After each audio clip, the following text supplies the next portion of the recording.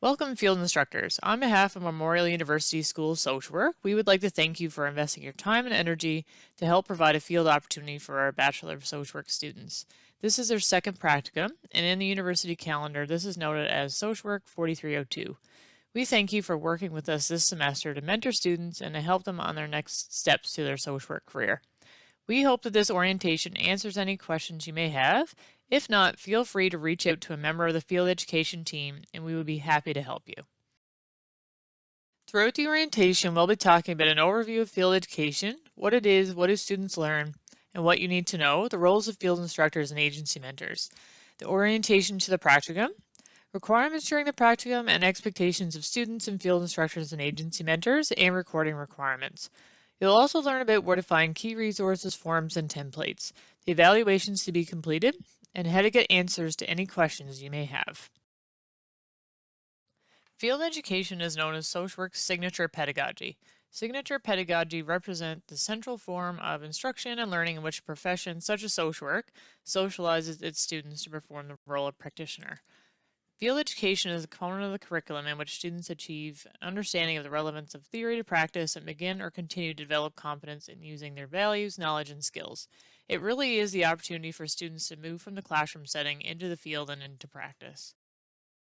As you can see in the diagram developed by Larkin, we have three cogs. One is field, one is classroom, and one is competent generalist practitioner. And what that means is that for social work as a profession, we have the classroom education, but we also have field education. So a social worker cannot truly be educated without having both in their training. Field education truly is a critical bridge between social work education and practice. This is the opportunity for students to take the critical knowledge, skills, and values they've learned in the classroom and then move through their practicums to strengthen them further, develop their skills and knowledge in the field. Further information about the purposes and objectives of field education can be found in section 1.2 of the Field Education Manual. There are a few key things to consider in regards to the purposes and objectives of field education. As mentioned, further details can be found in section 1.2 of the Field Education Manual. An important element of field practicums is that the practicum experience is not just about doing tasks and learning the specific job at an agency or specific forms that need to be completed. These aspects can change 100 times throughout a social worker's career. BSW Field Practicums are instead designed to serve as an educational rather than a training or work experience.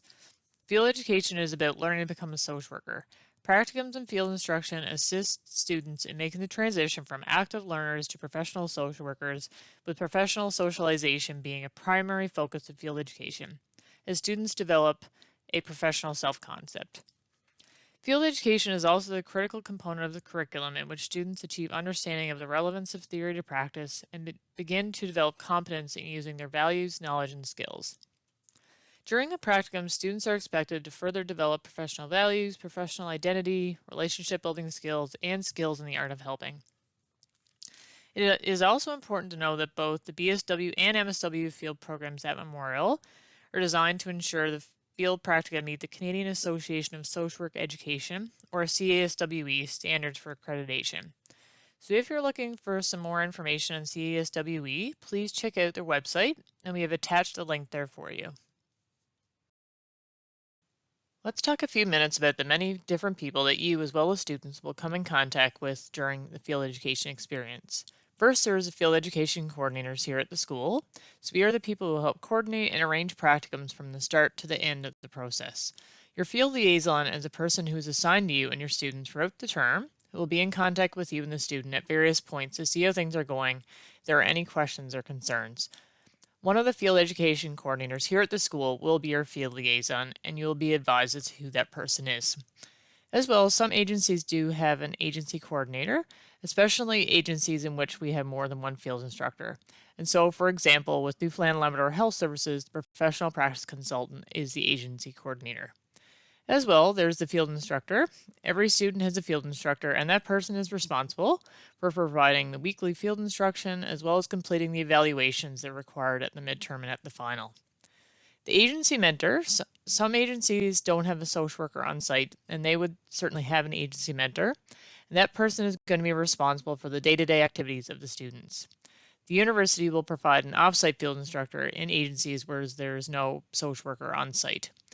As well, a student is a registered student here at Memorial University, and service users are clients, community members, volunteers, etc., that use services within the community. Some things to keep in mind before the start of the practicum. The academic program assistant for field education will send you a confirmation of agreement form. You can complete that and upload it to IPT. If you're a new field instructor or agency mentor, they will also send the field instructor/agency mentor information form to you. It is helpful to take the time to read over the BSW Field Practicum checklist for field instructors and agency mentors, the significant dates document, as well as the BSW Field Education Manual and the Field Education Resource Manual. These documents will be a resource for you during the practicum. It is helpful to identify the types of activities appropriate for the student to be involved with throughout the practicum. Having an initial plan in place helps the practicum get off to a good start. The plan will evolve as the practicum progresses. Another thing to keep in mind is arranging space, supplies, and an agency orientation for the student. It is also helpful to let students know what to expect on that first day. Here are some other important things for you to know about the practicum. The practicum is normally 4 days per week. This could be altered if the field instructor, student, and school agree. This usually works out to Monday to Thursday or Tuesday to Friday. It may change depending on the agency. The student would work out their schedule with their field instructor and agency mentor, if applicable. Most students work a typical 8:30 to 4:30 or 9 to 5 arrangement, but some students may complete practicum hours in the evenings and weekends, and that is perfectly fine. During the practicum, students will follow the schedule of the agency, which means they will not have a midterm break. To meet accreditation standards, students must complete 350 hours during each of their practicums. They have to complete a total of 350 hours in the practicum, which does not include stat holidays, missed time, sick leave, lunch breaks, or office closures.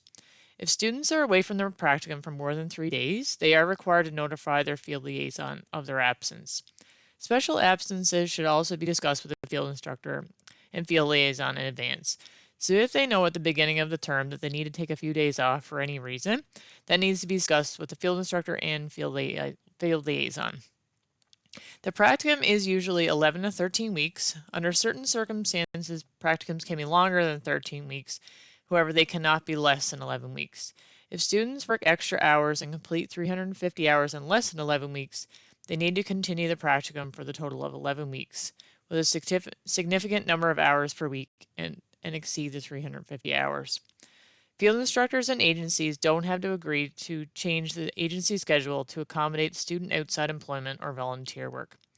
Field instruction does count as part of the 350 hours that they have to complete. While students are completing their second practicum, they will also be doing a social work course. Keep in mind that this course does not count as part of the 350 required practicum hours. Students should not be working on this course during practicum hours. Since their practicum is usually 4 days a week, they will have 1 day during the week to work on their course. Students need to know a lot of information, especially on their first day. And as you well know, they can be quite anxious when they are first starting out. So some of the things we have laid out on this slide are basic things that most of you would cover anyway, but the first thing would be to provide them with some information about the agency and the setting. Things such as where do they park, what door do they come into, what are the hours of practicum, can they have lunch there, what office or workstation will they be working in, all those things. Just some basic things like that that you can think of. Sub-agencies may have a checklist that students need to know or do. If this is available, it would be helpful for the student to have. In some larger organizations, some students may also have an orientation students may need to attend or learning modules they may need to complete. The students will also need to know the key people they need to meet with and be familiar with at the agency. So that could be an administrative support, could be supervisor, could be other staff that we'll be working with, as well as volunteers. If students could have access to an organizational chart, that would also be very helpful. Safety is a key component of any orientation. Most agencies will have some formal processes in place around fire and safety and those sorts of things. It is important for students to be aware of this information and what to do in an emergency situation. What to do if there's a fire or other emergency situations such as violence or if there's a medical emergency. It is also important for students to become familiar with agency policies. Some agencies may have a formal agency policy manual, and it's important for students to be able to go through it and take a look at it. We've suggested to students to jot down any questions they may have after reading it. It is completely understandable that they are not going to be familiar with everything after looking at a policy manual, but they may be able to have an initial look at it, and then some of the pieces will start to come together later in the practicum. The agency etiquette is also very important for students to know. What is the dress code? What's appropriate to say when they answer the phone? What's the appropriate response to service users in certain questions? All those kinds of things. We are now going to talk about expectations of all students completing their practicum. We expect that students are going to participate actively in their own learning in the practicum. We expect them to ask questions, be curious, put themselves outside their comfort zone, build on their knowledge from their first placement, and take on as many learning opportunities as possible to meet their individual learning goals, and ask for feedback and be open to feedback. We also expect students to complete the agency's orientation, assignments, and observe agency policies. We also expect students to preserve confidentiality. They will also be providing written reports and records as documented within the agency, and we are expecting them to meet the SCWK Code of Ethics. During their practicum, students will be expected to complete various practicum requirements, which we will discuss in more depth shortly. We also expect students to participate in the evaluation of self, as well as evaluation of the field practicum. This will also be discussed in more depth as we go throughout the orientation. Now we're going to talk about student requirements during the field practicum. Please refer to the BSW Field Manual for further details. All practicum students have to complete learning tasks number 1 as described in the BSW Field Manual under section 2.6.2b.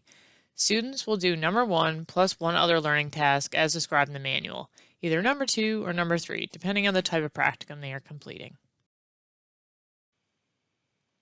What are the learning tasks from number 1?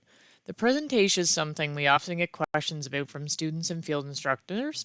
There is a lot of flexibility with the topic of the presentation, so students and field instructors can be creative, not only to meet the students' learning goals, but to meet a need of the agency as well. It has to be approximately 20 minutes in length, and you and the student will agree on what the topic is going to be.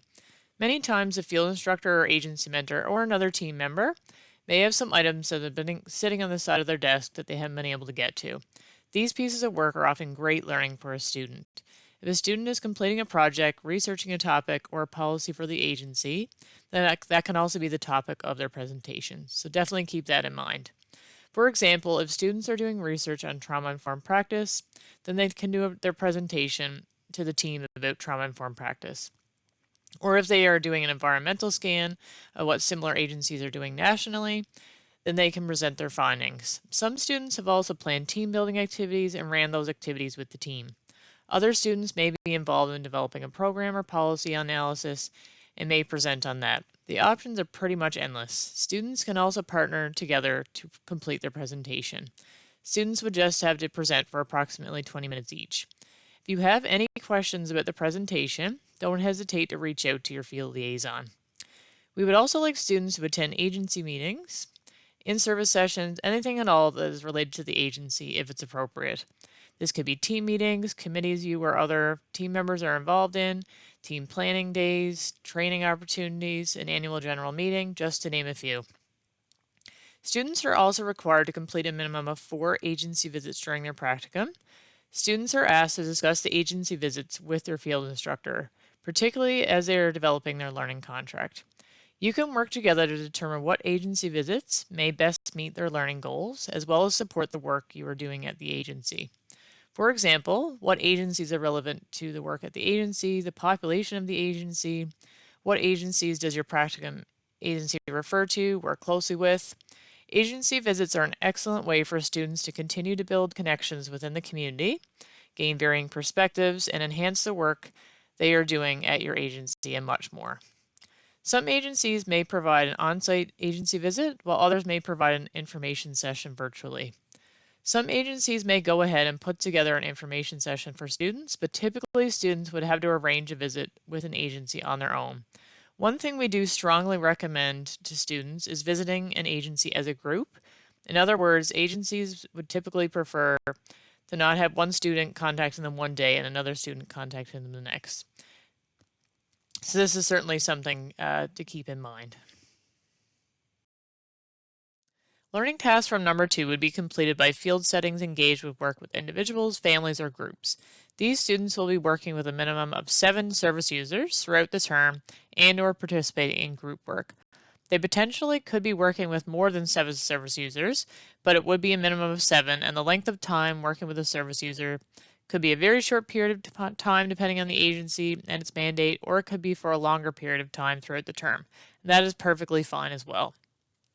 Students would also engage in at least one project. As mentioned, it's important to keep in mind that the project can inform the presentation. The project and presentation do not have to be connected, but many students do connect their project and presentation. As with the presentation, there's a lot of flexibility with this project, so you and the student can be creative. Students can do a community development project, policy analysis, research, program development, proposal writing, and committee work. The project typically not only meets some of the students' learning goals, but can also build upon capacity within the agency. Many field instructors and agency mentors have items that they would like to get to. This is a great opportunity to not only meet students' needs, but also the needs of your agency and team. Is there a topic or resources your team would like to know more about? Are there policies or programs that need to be updated? Is your agency trying to do an environmental scan of what other similar agencies are doing? Are you trying to develop resources for your clients, such as posters, pamphlets, or social media or website content? Is there a proposal that you've been trying to get to and don't have the time to write, or projects on a committee that you haven't been able to get to? All these examples are excellent learning opportunities for students. As with the presentation, the project options are really quite endless. For number 2, there is an intervention list of things students could be doing with direct service users, just to give you an idea, and that is located in section 2.6.2b in the BSW Field Manual. So what's listed there on the screen is it could be screening and intake, assessment or risk assessment, referral, advocacy, resource coordination, supportive counseling, adjustment counseling, employment counseling, change focused counseling, psychoeducational interventions, substance use or misuse counseling, social skill development, life skill development, conflict resolution intervention, family interventions, group work, case management, or discharge planning. So that just gives you an indication of some of the interventions students could be doing with service users. There is no specific requirement for the amount of time or interventions that they have to spend with a service user. We recognize that every agency has different intervention opportunities for students, and students will not do all of these interventions. This list is meant to give you an idea of what students might be doing. Now let's talk a little bit about learning tasks for number 3. These are field settings engaged in work related to organizations, communities, and or policies. So different from number 2. Students in organizations, communities, and policies have opportunities to use assessment, intervention, termination skills in at least 3 of the following categories. It could be program or event planning, marketing and implementation, program or event evaluation, small group work, team or committee or board work, task force or advocacy group involvement, coalition formulation and maintenance, meso or macro level advocacy, community analysis, community organizing, needs assessment, leadership development, staff development, policy analysis, development and management, issue analysis, organizational assessment and development, networking, social policy research, financial resource development, plan change techniques, resource development, public education, presentations. All of these things are listed in the MUN BSW Field Manual if you want more information. So when you sit down with a student to look at their learning contract and what they're going to be doing, they're going to be identifying that they're going to be doing work in at least 3 of these areas. A requirement for all students completing their second practicum is the field integrative seminars. All students will be attending and participating in all 7 field integrative seminars. These seminars offer opportunities for students to integrate the learning from field education practicum with learning from classroom-based courses. Most seminars will be 2 hours, and most sessions will be delivered synchronously. There are 4 sections of the integrative seminars, and the student schedule will be based on the section they are registered for. It is important to note that attendance is mandatory. In addition, the grading for the integrative seminars is pass-fail, and students must pass both their field practicum and integrative seminars in order to pass Social Work 4302. There are other practical requirements all students will have to complete. Details of these requirements can be found in the BSW Field Manual and the following few slides. These include the timesheet and field instruction record, a daily log or daily planner recording use of time, critical reflection journals, which also includes the learning contract development and beginning of practicum critical reflection journal, as well as student assessments, so the initial student self-assessment, the student midterm self-assessment and reflection, and the student final self-assessment and reflection. And also students will be expected to complete other field setting documentation, notes, or reports as required. The first type of recording students must do on their practicum is their timesheet and supervision record, which is found in IPT. Additional information regarding IPT can be found in the BSW IPT manual, which is found on the Field Education website. Here's an example of what the timesheet and field instructor record looks like in IPT. We've asked students to complete the directions carefully. They will be recording their time in their practicum, as well as their supervision time with their field instructor each week. As noted in IPT, in the hours of practice rows, students record the total number of hours they were at the practicum each day. In the hours of supervision rows, students record the number of hours they received field instruction each week. Students should have a minimum of 1 hour of dedicated field instruction time per week. They do not need to record informal daily supervision, only their weekly field instruction block. Their hours of supervision should already be counted in their hours of practice, so they don't count twice. Students keep track of their hours. At the midterm and final, the timesheet and supervision record are electronically signed in IPT by the student, field instructor, or field instructors, and the agency mentor if applicable. Students are expected to keep a daily log during their practicum. Daily logs are designed to assist students in tracking their activities on a daily basis. They are also quite helpful during field instruction. There is no set format for a daily log. However, students often use an electronic calendar or diary such as Outlook Calendar, or may use a written daily planner. Students can discuss their preferred format for the daily log with their field instructor and agency mentor, if applicable. The daily logs are only viewed by the field instructor and agency mentor, except in exceptional circumstances where the field liaison would have access.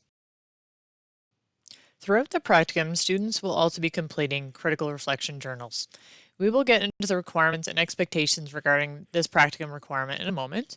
First off, we will discuss the purpose of the critical reflection journals and what they are designed to do.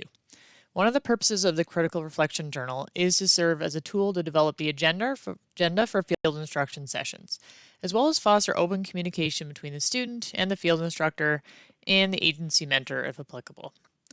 The critical reflection journals also support ongoing reflection and monitoring of the learning contract and practicum requirements, as well as bridge theory and practice. They also promote self-awareness, personal development, and professional identity formation, as well as strengthening critical thinking and supporting ethical practice. It is also important for students to reflect on the broader social, political, and cultural contexts that shape social work practice. Now we're going to move on to what are the requirements and expectations in regards to the critical reflection journals. During the second week of the practicum, students will be completing the learning contract development and beginning of practicum critical reflection journal. This will be discussed more in depth later when we discuss the learning contract. A handy resource for knowing when to complete the other critical reflection journals is the significant dates document. This document outlines when students will be completing the critical reflection journals. It is important to note that students are not expected to answer every question each week. The questions in the critical reflection journal template are intended to draw attention to key aspects of the practicum experience, support learning contract outcomes, and guide reflective practice. In consultation with their field instructor and agency mentor, students should vary the critical reflection questions they respond to. This will ensure that all the learning contract outcomes are addressed throughout the practicum and that reflections align with their individual learning goals as well as the relevant learning opportunities emerging in their practicum setting. In addition, during the weeks as students have their integrative seminar sessions, students can use the critical reflection journal template to develop an agenda for field instruction. Students can discuss with their field instructor and agency mentor how much detail is required in the journal for these weeks. In the weeks students do not have integrative seminars, we would expect the critical reflection journal content to be more robust. During the practicum, all students will be completing self-assessments at the beginning of the practicum, at the midterm point, and at the end of the practicum. These self-assessments are called the initial student self-assessment, the student midterm self-assessment and reflection, and the student final assessment and reflection. All of these documents only need to be submitted to the field instructor and agency mentor. It is important to retain a copy, however, in case these documents are requested by the field team. Students will complete the initial student self-assessment at the beginning of the practicum. It is submitted to the field instructor and agency mentor, if applicable, prior to the first field instruction session, typically at least 24 hours in advance or an agreed-upon time between the student and the field instructor. The initial student self-assessment serves many purposes. First off, it serves to enhance student self-awareness, as well as assist the student in identifying strengths and areas for growth, and promote autonomy and motivation for the student. The initial self-assessment also plays an important role in supporting the development of a strong working relationship between the student and the field instructor and the agency mentor. The initial student self-assessment also plays an important role in helping students to articulate their learning goals, which serves as a foundation for creating the learning contract, which we will discuss later in the orientation. The next self-assessment that students will complete is the midterm self-assessment and reflection. Students will complete this at the midpoint of the practicum and will typically submit this document to their field instructor and agency mentor 1 week prior to the midterm evaluation meeting, or an agreed-upon time with the field instructor and student. The midterm self-assessment and reflection is meant to be a helpful document that provides students with opportunities to review their learning contract, demonstrate their learning, and assess their progress toward achieving the identified learning outcomes in a proactive and self-directed manner. Students will also have the opportunity to identify strengths, areas for further growth, and any adjustments needed to their learning activities, as well as determine which areas of the learning contract require greater focus during the remaining practicum period. This student document also allows students to reflect on the field instruction process and offer feedback to their field instructor, identifying ways to enhance the field instruction experience and to collaborate effectively to meet the learning outcomes outlined in the learning contract. As field instructors are writing up the midterm evaluation, they are also encouraged to include comments from the midterm, the student self-assessment, and reflection. The last self-assessment students will be completing is the final self-assessment and reflection. Students will complete this at the end of the practicum and will typically submit this document to their field instructor and agency mentor 1 week prior to the final evaluation meeting, or an agreed-upon time by the student and field instructor. The final self-assessment and reflection is another helpful document that provides students with opportunities to review their learning contract, demonstrate and reflect on their learning, and assess their progress toward achieving the identified learning outcomes in a self-directed manner. In addition, students reflect on their emerging professional identity, identifying strengths and areas for continued professional growth. Finally, students have the opportunity to reflect on their overall practicum experience and support a sense of closure to the field practicum. As with the midterm evaluation, when field instructors are writing up the final evaluation, they are also encouraged to include comments from the final student self-assessment and reflection. In most placements, students will be required to complete agency documentation, which follows agency format and are placed on service users or other agency files. Agency documentation is the property of the field setting. It focuses on the delivery of service and tends to be written in a summary style, often unique to the agency. Agency documentation must be read and signed by field instructors or agency mentors for legal purposes. Feedback from field instructors and agency mentors will assist students in developing a professional social work writing style appropriate for agency records, which might include reports, letters, memos, or minutes. You're probably wondering, where do I find things? On the school's field website on the slide, there are a number of helpful resources available. There's the BSW Field Education Manual, the checklist for field instructors and agency mentors, as well as a checklist for students. There's also a significant dates document, and there's user guides for IPT, and the Field Education Resource Manual will be emailed you. It contains information on theory and knowledge and can be helpful with students as they engage in critical reflection in their practicum. A number of the practicum documents can also be found on the school's field website, such as the initial student self-assessment, the learning contract development and beginning of practicum critical reflection journal, the critical reflection journal template, the student midterm self-assessment and reflection, and the student final self-assessment and reflection. The rest of the forms are completed in IPT, which we will talk about in a moment. Our Intern Practicum Tracking Database, or IPT for short, is a database that allows students, field instructors, agency mentors, and field education coordinators to efficiently and effectively complete administrative tasks related to field education. This includes keeping relevant practicum and contact information up to date and accessing and completing forms online. We have a helpful IPT manual and IPT tutorial videos available that should hopefully give you a good overview of how to use IPT and complete the field practicum forms. They are available on the school's field education website. We also ask that students keep their emergency contact up to date in IPT in case you need to contact them. Hopefully that won't happen, but it's good to know the information is there just in case. The forms completed in IPT by the student and field instructor include the timesheet and supervision record, the learning contract, midterm evaluation, final evaluation, and both the student and the field instructor complete an evaluation of the practicum.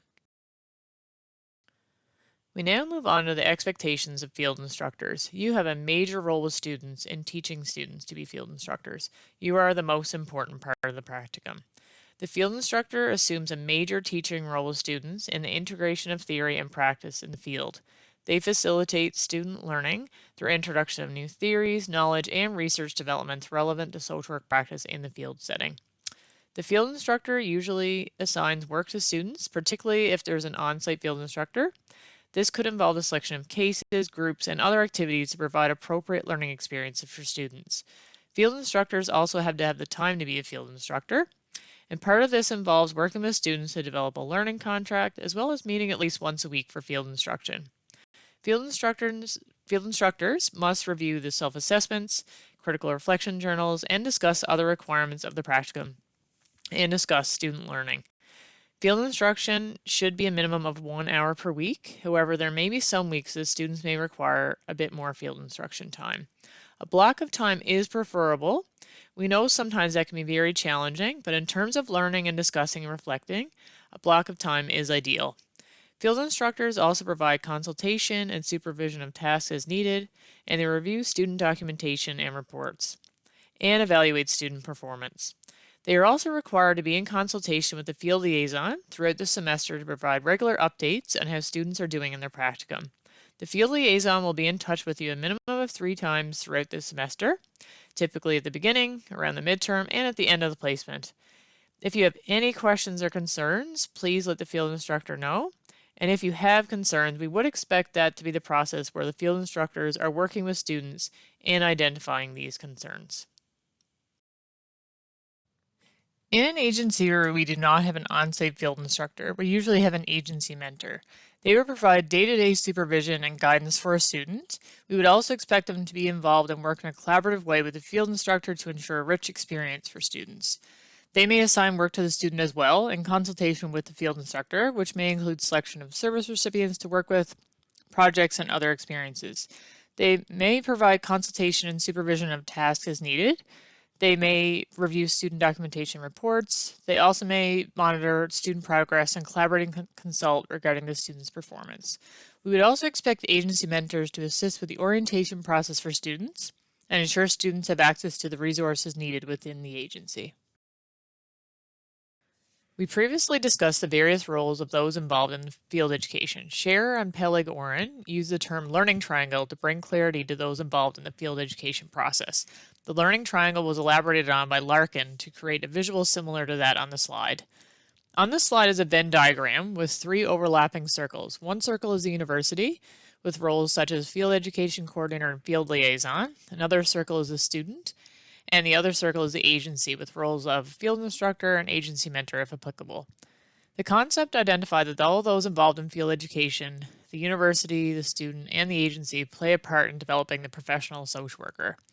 This is one of the unique aspects of field education. All these vital players have unique roles, responsibilities, and expectations, yet come together to function as a whole to form the basis and vision of field education.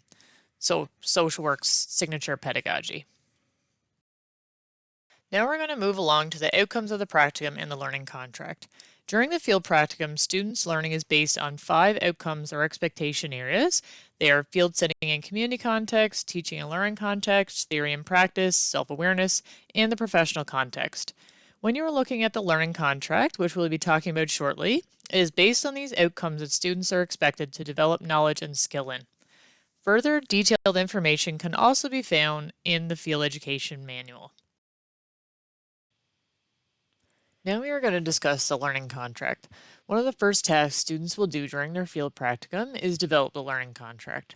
The learning contract is completed by the student in collaboration with the field instructor and agency mentor. The learning contract is a living document that guides the student and field instructor and agency mentor throughout the practicum and during the midterm and final evaluations. The learning contract may be revised at any point in the practicum. The learning contract is unique and tailored to the individual student and their specific practicum setting. All stated outcomes and objectives identified in the learning contract are minimum requirements. However, field practicums vary depending on agency learning opportunities and the knowledge, skills, and experiences students bring. Students, in consultation with their field instructor and agency mentor, must therefore create individualized learning objectives and identify learning activities that reflect the diversity of social work practice and support new learning. There are many purposes of the learning contract. First off, the learning contract provides a clear structure and roadmap for the practicum by outlining learning outcomes, objectives, learning activities, and the means by which they will be achieved. The learning contract also establishes a formal agreement between the student, field instructor, agency mentor, and field liaison, forming the basis for monitoring progress and conducting the midterm and final evaluations. In addition, as mentioned previously, the learning contract supports the creation of an individualized learning plan tailored to the student's unique needs and the opportunities available within the agency. The learning contract also clarifies the roles and responsibilities of both the student and field instructor and agency mentor throughout the practicum, while also ensuring the student has access to appropriate opportunities to develop and demonstrate social work values, knowledge, and skills for each identified outcome. Now we move on to the requirements and responsibilities. The student takes the lead in the development of the learning contract and finalizes the learning contract in collaboration with their field instructor and agency mentor. A tool that has been developed to assist students in finalizing the learning contract is the Learning Contract Development and Beginning of Practicum Critical Reflection Journal. One of the purposes of this document is to provide guidance for students to work collaboratively with their field instructor and agency mentor to finalize their learning contract. Students are to complete this document prior to the second field instruction session, usually 24 hours before or a time agreed upon with their field instructor. As was discussed earlier, the learning contract is meant to be individualized. Also discussed earlier, all stated outcomes and objectives identified in the learning contract are minimum requirements. So for each of the 5 learning outcomes, students must identify a minimum of 2 learning activities. And for each of the 5 learning outcomes, students must also develop a minimum of 1 individualized learning objective and a minimum of 2 additional learning activities. You can refer to the Learning Contract Development and Beginning of Practicum Critical Reflection Journal for further information, including examples regarding developing the learning activities, individualized learning objectives, and adding additional learning activities. Once the student and the field instructor and agency mentor have agreed upon the individualized learning objectives and additional learning activities, as well as the learning activities, the student would then enter them into IPT. The student and their field instructor and agency mentor then sign the learning contract in IPT. The signed learning contract is then reviewed and signed by the field liaison. There is a possibility that the field liaison may suggest revisions, as the responsibility for final approval of the learning contract rests with your field liaison. As previously noted, the learning contract is a working document and may be revised throughout the practicum.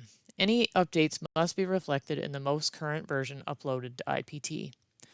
Students must enter their individualized learning objectives and additional learning activities, as well as learning activities, into IPT by the 15th day of the practicum. The student and the field instructor and agency mentor must then sign a learning contract in IPT by the same date. The remaining slides will discuss the evaluations that are completed during the practicum. Additional information about the evaluations can be found in section 2.11.4 in the BSW Field Education Manual. These evaluations include the midterm evaluation of the student, the final evaluation of the student, and the field instructor and agency mentor evaluation of the field practicum. As a field instructor, you possess a lot of great skills and knowledge, including assessment and intervention skills, knowledge of the practice area, critical thinking skills, and critical reflection skills. All of these skills and knowledge that you possess will aid you in the evaluation process of the student. So let's just talk a little bit more about the evaluations of the student. Evaluation is one of those words for a lot of people that can bring about feelings of anxiety, and students are no exception to that. Students are often very anxious about evaluation, and they want to know what they're doing okay, as well as what they need to improve. It's also important to remember that the evaluation starts with the learning contract, so it actually really does start at the beginning of the practicum. Although the midterm and the final are the formal evaluation periods, evaluation is really meant to be an ongoing process. We have let students know that completing critical reflection journals and the self-assessments are an excellent time to reflect on their own progress. Weekly field instruction sessions are also a great time for the student and field instructor to check in and for the students to get feedback on their strengths, areas they can grow, and where they are in this practicum process. Ideally, any feedback at the midterm and final evaluation shouldn't be a surprise to the student if the student, field instructor, and agency mentor are engaged in open communication throughout the practicum. We've mentioned to students that it also really comes back to them approaching the practicum as an adult learner, engaging in their own critical reflection, seeing where they are with the learning contract, strengthening their self-awareness, and asking and being open to feedback, not just from the field instructor, but from other team members as well. We will get into the midterm and final evaluation processes in the following slides. However, it is important to know that the field instructor is responsible for writing the evaluation. Evaluation for both the midterm and final evaluation are based on a number of factors. It's based on the student's self-assessments the students complete at the beginning of the practicum, at the midterm, and at the end of the practicum, various other practicum requirements such as the daily logs, critical reflection journals, and other documentation notes or reports, as well as the learning contract and student performance. We also look at the school social work suitability policy. If students are not familiar with that policy, it would be a good idea to look that up on the school social work website. The field instructor also typically engages with other team members to get their feedback and could also ask volunteers and service recipients as well, and as well the CASW Code of Ethics. Let's talk a bit about the rating scale that we use on the midterm and final evaluation. As you know with the learning contract, the midterm and final is all built in. It is a living document that we use, and it is the one document that has everything in it, the learning contract, the midterm, and the final. The grading choices for the midterm and final evaluations include meets expectation, so ME, needs improvement, NI, is not meeting expectations, and M. In terms of ME, we know that students are consistently demonstrating an acceptable level of theory and skills, creativity, critical thinking, analytical skills, communication skills, professional and ethical behavior. In terms of needs improvement, the student is demonstrating a minimal level of theory and skills, creativity, critical thinking, analytical skills, communication skills, professional and ethical behavior. So they are demonstrating that there are some of those things there, but they need strengthening and building upon it. Basically, with not meeting expectation, the student is failing to demonstrate a minimal level of theory and skills, creativity, critical thinking, analytical skills, communication skills, professional and ethical behavior. As well, we asked field instructors to provide qualitative feedback on student performance in the comment and summary sections of the midterm and final evaluation. This can include their strengths and areas for further development and future learning. All of these things will be really helpful to students for their own development and their knowledge and skills in the field of social work. First, we'll be talking about the midterm evaluation. The midterm typically occurs at about week 6 of the practicum, so about the halfway point. The midterm evaluation is completed by the field instructor, typically in consultation with other team members, whether that be an agency mentor, volunteers, or clients if appropriate. The midterm evaluation will summarize the student's activities in the practicum, the student's strengths and areas for improvement, general level of student competence in regards to social work values, knowledge, and skills at that point of evaluation, plans for student activities and emphasis from the midterm to the end of the practicum, as well as students' needs for learning and development and requisite learning opportunities. Prior to the midterm evaluation, students are required to complete the midterm self-assessment and reflection, which can be found on the field education website.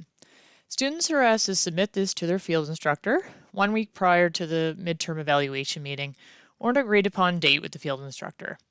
The field instructor and agency mentor, if applicable, completes a draft in the midterm evaluation using a learning contract.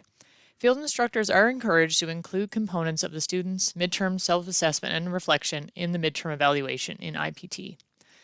A formal evaluation takes place, usually during a regularly scheduled field instruction session.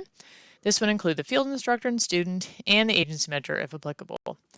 We usually recommend field instructors to provide students with a draft of the evaluation 24 hours in advance of this meeting to give students the opportunity to reflect on the evaluation. Following the meeting, the field instructor would finalize the evaluation in IPT, and the student, field instructor, and agency mentor then electronically sign the evaluation in IPT. If for some reason there are any concerns, the field instructor would clearly document them and discuss them with the student. More than likely, the field liaison would then meet with the student and the field instructor. We would talk about any particular concerns and areas of growth and develop a plan together to work toward meeting the outcomes and expectations of the practicum during the second half. As would be expected, the final evaluation occurs at the end of the practicum, typically during the last week. The process of the final evaluation is very similar to the midterm evaluation. Similar to the midterm evaluation, students are required to complete the final self-assessment and reflection, which can be found on the field education website. Students are asked to submit this to their field instructor 1 week prior to the field final evaluation meeting, or an agreed upon date with the field instructor. The field instructor would write up a draft of the final evaluation and provide the student with some time to review it, often 24 hours in advance. The field instructor and student would then meet to discuss the final evaluation, typically during the final field instruction session.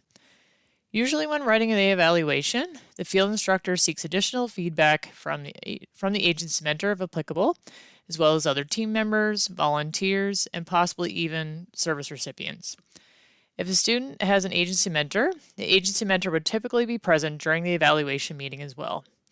Field instructors are also encouraged to include content from the final self-assessment and reflection in the student's final evaluation in IPT. Some questions the final evaluation usually addresses include: were all the goals met? Has the student completed the minimum expected outcomes? What are the final thoughts about the student and the practicum experience? As well as what are the student's strengths? What are areas for further professional development? And the evaluation may also address the student's suitability for the profession. Following the final evaluation meeting, the final evaluation must be signed and dated electronically in IPT by the student, field instructor, and the agency mentor if applicable. It is also important to keep in mind that many field instructors often use the final evaluation as a foundation for future professional references. So there is an evaluation of the agency and the field instructor as well. Verbal feedback is provided by the student during the practicum, but the student has an opportunity to complete an evaluation form after the final evaluation of the student is submitted. It is only shared with the field instructor if the student agrees, unless the CASW Code of Ethics is breached. If the code is breached, the concerns must be addressed to the field liaison and through the agency. At the end of the practicum, the field instructor or agency mentor will also have an opportunity to do an evaluation of the field practicum, and this will be completed in IPT. And this provides us with vital information about your feedback and experiences throughout the practicum, and we certainly appreciate any feedback that you provide.